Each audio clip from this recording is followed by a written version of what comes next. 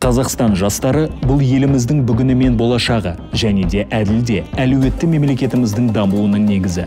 Бүгінде 14 жастан 35 жасқа дейінгі 6 миллионнан астам қазақстандық Қазақстанның өркендеуіне өз үлесін қосуда. Қазақстан жастары білімге, өзін-өзін дамытуға және инновацияларға ұмтылады. Қазақстан жастары сүйікті мамандығы бойынша жұмыс жасайды.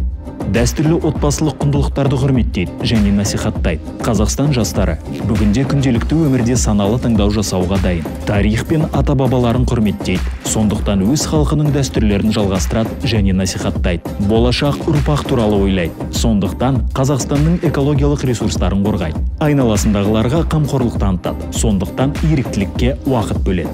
Олар өз-өзін алдамайды, сондықтан салауатты өмір салты принциптерін саналы түрде ұстанады. Уақытпен қатар жүреді, сондықтан олар ғылыммен айналысады және сана шекарасын кеңейтеді.